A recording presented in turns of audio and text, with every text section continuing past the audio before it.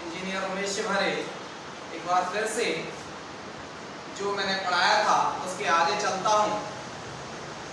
तो मैंने आप लोगों को लास्ट वीडियो में आवेश के बारे में बता दिया था कि क्या होते हैं आवेश और किस तरीके से हमारे आवेश आए और किस तरीके से उनके नाम धनावेश और ऋणावेश दिए गए। तो जैसा कि मैंने आप लोगों को बताया था, एक बेंजामिन फ्रैंकलिन नाम के वैज्ञानिक ने कांचांब आवेश और रेजनी आवेश को मतलब विट्रियस चार्ज और रीजनस चार्ज को नाम दिया पॉजिटिव और नेगेटिव चार्ज। अब इस चार्ज के बाद हम आगे बढ़े तो चार्ज प्रोड्यूस कैसे होता है, मेथड्स ऑफ चार्ज प्रोड्यूस, आवेश उत्पन्न करने की विधियां।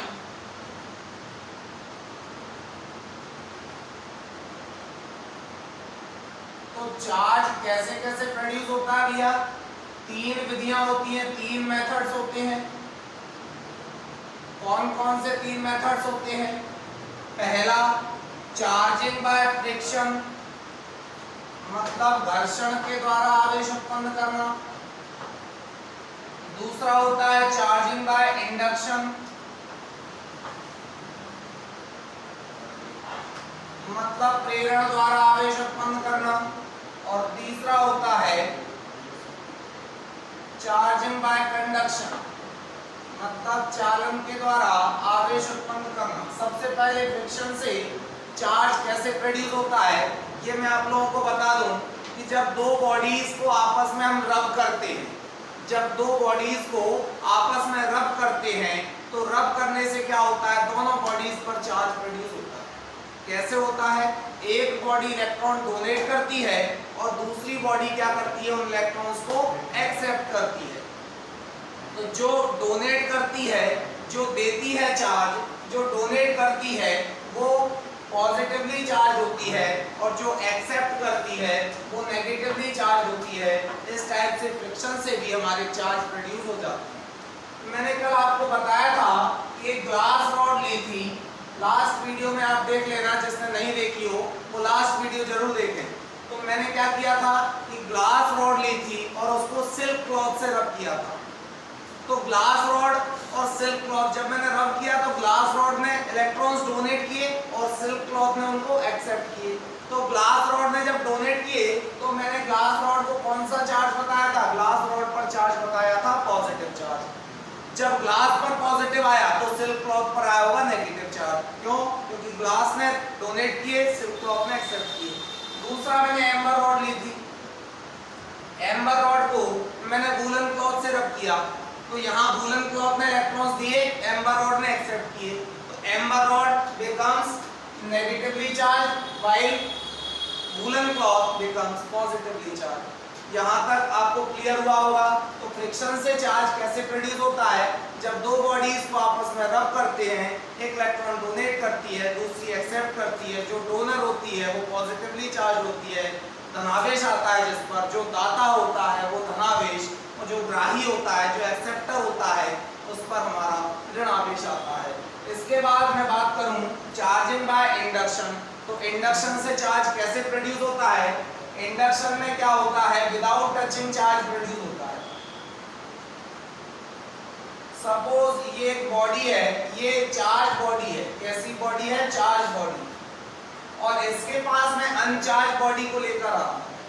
तो इंडक्शन से क्या होगा, जो चार्ज बॉडी है उसके पास जो अनचार्ज बॉडी थी, अनचार्ज बॉडी का जो इनर सरफेस है उस पर अपोजिट चार्ज आ जाता है और आउटर सरफेस पर सेम चार्ज प्रोड्यूस हो जाता है। इस मेथड को हम क्या बोलते हैं? Charging by induction. तो यहाँ देखें दूसरी बॉडी अनचार्ज थी, लेकिन इस मेथड से दूसरी बॉडी भी कैसी हो गई? चार्ज हो गई। तो मैं बोलूंगा कि when uncharged body is brought near to a charged body, then due to induction at the inner surface of uncharged body, at the inner surface of charged body becomes opposite charge and outer surface becomes positive charge या same charge। तो जब हम किसी आवेश आवेशित वस्तु के पास अनावेशित वस्तु को लेकर आते हैं तो अनावेशित वस्तु का वह सिरा जो आवेशित के पास है, पास वाले पर कौन सा विपरीत प्रकृति का आवेश और दूरवर्ती सिरे पर समान प्रकृति का आवेश उत्पन्न होता है। इस विधि को प्रेरण विधि कहते हैं, इंडक्शन मेथड कहते हैं। अब तीसरा आता है कि कंडक्शन से कैसे चार्ज प्रोड्यूस होता है। भाई 11th क्लास में आप लोगों ने पढ़ा होगा हीट का कंडक्शन। हीट का कंडक्शन क्या था कि एक रॉड लेते हैं, लोहे की मैंने एक रॉड ली, उस रॉड को मैंने गर्म किया, गर्म करने पर केवल इतना पार्ट सपोज मैंने गैस के ऊपर रखा, तो इतना पार्ट गैस के ऊपर, बाकी पूरा बाहर निकल रहा था, तो इतना पार्ट बिल्कुल क्या हो जाएगा, गर्म हो जाएगा, बिल्कुल रेड हॉट हो जाएगा।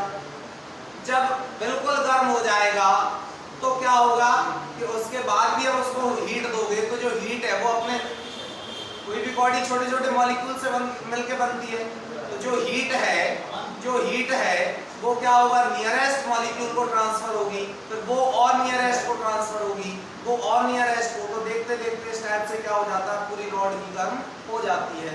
तो यहाँ क्या हुआ, इतने से पोर्शन को मैंने हीट दी थी, हीट अपने आप ही ट्रांसफर होने लगी मॉलिक्यूल टू मॉलिक्यूल और लास्ट एंड तक हीट आ गई। तो मतलब क्या हुआ कि यहाँ हीट का कंडक्शन होने लगा, यहाँ ऊष्मा का चालन होने लगा। उसी प्रकार से चार्ज की बात करूंगा, तो चार्ज की बात करूंगा तो सपोज एक कोई कंडक्टर है, उसमें मैंने दूसरा कंडक्टर जोड़ दिया, मतलब एक कोई वायर ले लिया, उसमें मैंने दूसरा वायर ले लिया।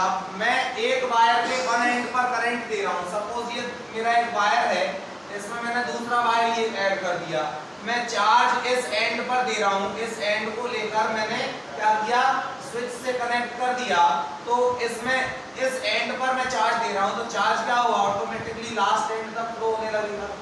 ये क्या होता है, चार्ज का कंडक्शन होता है। चार्ज एक एंड पर देने से चार्ज लास्ट एंड तक फ्लो होने लग जाता है।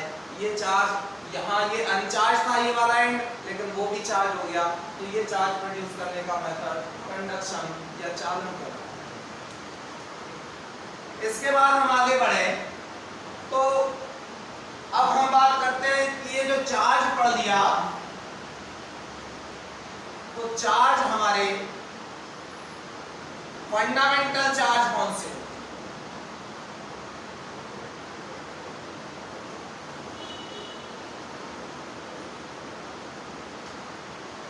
पहले मैं फंडामेंटल पार्टिकल्स के बारे में बता रहा हूं। फंडामेंटल पार्टिकल्स कौन कौन से होते हैं,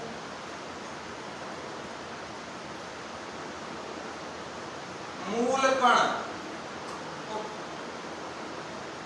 हमारे मूल कण 3 होते हैं, कौन कौन से होते हैं, पहला होता है इलेक्ट्रॉन,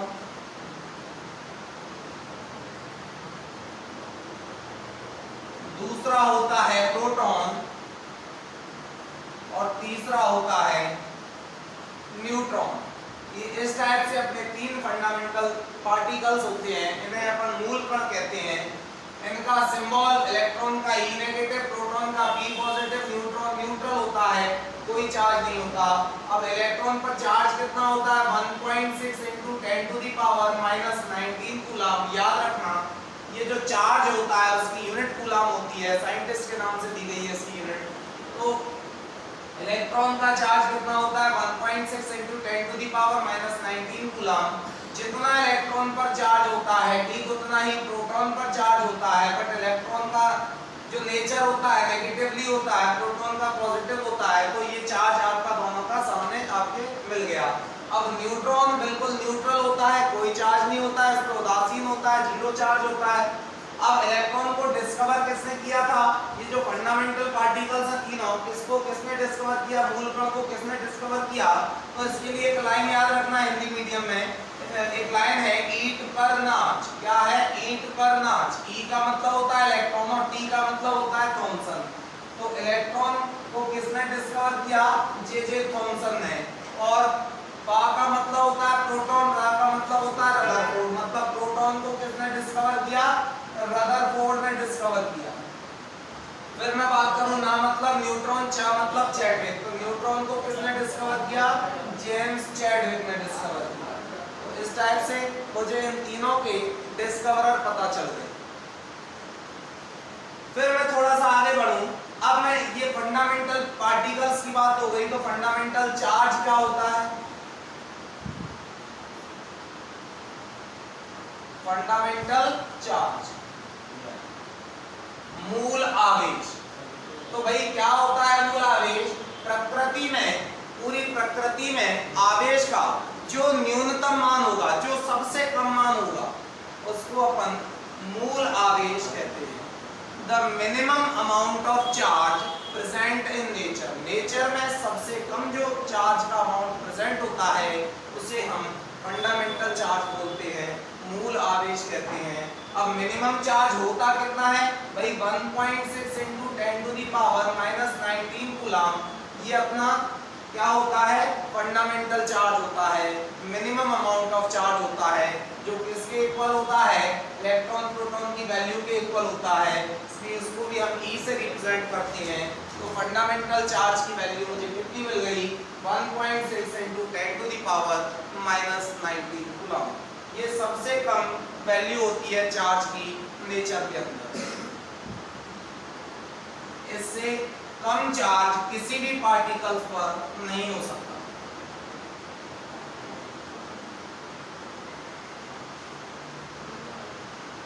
इसके बाद थोड़ा सा और आगे बढ़े तो हमारा आता है आवेश का क्वांटीकरण का सिद्धांत। क्या आता है? आवेश का क्वांटीकरण का सिद्धांत।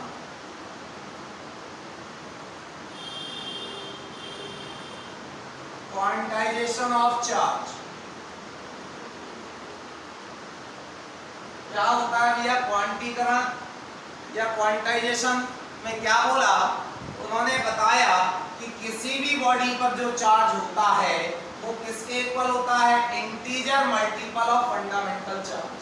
Where n is an integer, its value is 1, 2, 3, 4 and dash dash, कुछ भी हो सकती है इंटीजर की वैल्यू। E क्या होता है? Fundamental charge, its value is 1.6 × 10⁻⁻19 coulomb. E is a fundamental charge। Fundamental charge को हम इलेक्ट्रॉनिक चार्ज भी बोलते हैं। क्यों? क्योंकि 1 इलेक्ट्रॉन पर जो चार्ज होता है उसी को हम फंडामेंटल बोल रहे हैं। तो जो क्वांटाइजेशन ऑफ चार्ज होता है वो क्या होता है? इंटीजर और फंडामेंटल चार्ज के मल्टीपल के इक्वल होता है। The charge of any body is equal to the integer multiple of fundamental charge. मतलब क्या है इसका? कि जो फंडामेंटल चार्ज है उसके इंटीजर के मल्टीपल के इक्वल होगा हमेशा किसी भी बॉडी पर चार्ज। मतलब किसी भी बॉडी पर चार्ज 1 इलेक्ट्रॉन हो सकता है, 5 इलेक्ट्रॉन हो सकता है, 10 इलेक्ट्रॉन हो सकता है, 50 इलेक्ट्रॉन हो सकता है, लेकिन कभी भी ऐसा नहीं हो सकता कि 2.5 इलेक्ट्रॉन। क्यों? क्योंकि 2.5 क्या है? ये इंटीजर है क्या? नहीं है, ये रेशनल नंबर कहलाते हैं। तो इसलिए कभी भी चार्ज इस टाइप से किसी भी बॉडी पर नहीं हो सकता, केवल और केवल इंटीजर के मल्टीपल के इक्वल होगा। तो इस समस्या ये हमें क्वांटाइजेशन ऑफ चार्ज बताता है। ये हमारी क्वांटाइजेशन ऑफ चार्ज की इक्वेशन हो गई, Q = Ne। यहाँ याद रखना साथ में प्लस माइनस आता है। यहाँ प्लस माइनस का मतलब क्या है? Plus charge. पॉजिटिव चार्ज का मतलब ये है कि जो इलेक्ट्रॉन्स हैं उसकी वैल्यू कैसी होगी? कम। और नेगेटिव चार्ज का मतलब क्या है? कि जो इलेक्ट्रॉन्स हैं उसकी वैल्यू कैसी होगी? ज्यादा। कैसे? कि भाई जब पॉजिटिव चार्ज कब आता है? जब मैं इलेक्ट्रॉन्स को डोनेट करता हूं। डोनेट करने से इलेक्ट्रॉन्स की क्या आ जाएगी? कमी। अगर डोनेट करने से इलेक्ट्रॉन्स की कमी आ रही है और डोनर पे कौन सा चार्ज आता है? पॉजिटिव, तो हमारा किसी भी बॉडी पर जो चार्ज आएगा वो कैसा होगा? पॉजिटिव Ne के इक्वल होगा। किसके इक्वल? पॉजिटिव Ne के। अगर मैंने बोला कि चार्ज एक्सेप्ट किए हैं, कितने इलेक्ट्रॉन्स एक्सेप्ट किए? सपोज मैंने बोला 5 इलेक्ट्रॉन्स एक्सेप्ट किए। अब 5 इलेक्ट्रॉन्स एक्सेप्ट कर लिए तो चार्ज कैसा होगा?